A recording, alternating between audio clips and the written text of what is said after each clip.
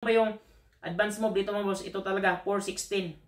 Kasi kukunin mo ito mga boss. Ito yung purpose. Dapat makauna ka dito.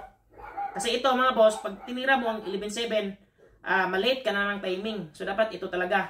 Kasi kayo mga boss, nanapo ko itudlo ninyo karon para sa mga beginners o mga mahilig sa duwang dama. Kung mga master na, pwede na matanaw na lang mga boss. So sa mga bago pa lang magsugod sa dama or mga mahilig sa duwang dama, para ninyo na yung videohan mga boss.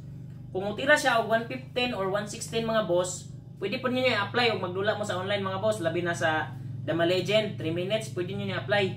313, second move, recommended mga boss. Tira ng mga loyal ng 313 mga boss.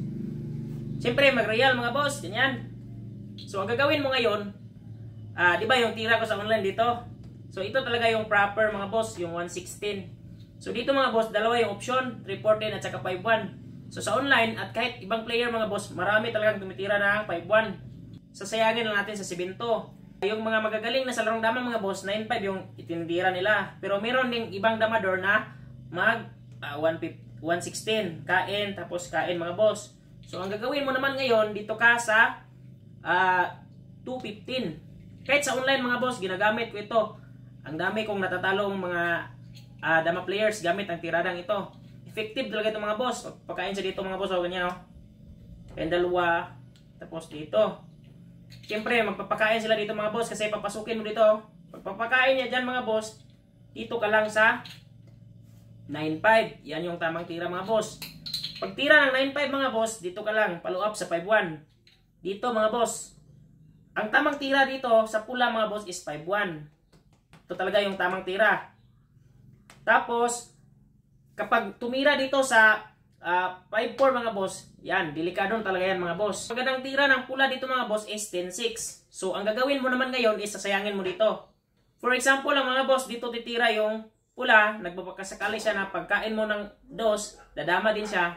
So, nagkakamali siya mga boss kasi dito tayo kakain, no? So, bawal, okay? So, walang ibang tira yung pula, magsi 6-2 lang. So, dito mga boss, pasok na talaga siya sa pormada. Dito pa lang pagtira ng 5-4, pasok na siya sa pormada. Tandaan nyo yan ha, effective talaga ito mga boss. Tapos, ang gagawin mo nung ngayon, sasayangin mo sa 7-3.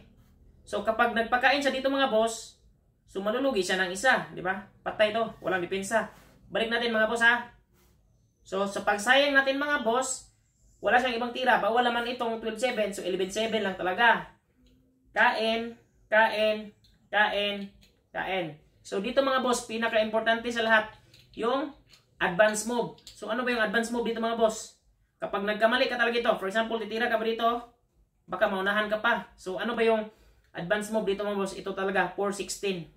Kasi kukunin mo ito mga boss, ito yung purpose. Dapat makauna ka dito. Kasi ito mga boss, pag tinira mo ang 11-7, malate ka na ng timing. So, dapat ito talaga. Kasi wala naman siyang ibang tira mga boss. For example, titira siya dito. May 6-2. So, bawal. So, ang tira niya lang ay 16-13. So, wala pa rin niyang magawa. Or 12-7 or 12-8. So, halimbawa, mag 12-7, dito ka na. Or 12-8, dito ka na. Diba? So, pag 16-13 niya, dito ka lang. So, ipit yung pula mga boss. Okay? So, panalo na tayo dyan. Panalo na ang dilaw mga boss. So, kahit sa online or sa actual, effective talaga ang tiradang ito mga boss. Tirang beginners po ito mga boss, pero napaka-effective. Okay? Thank you and God bless.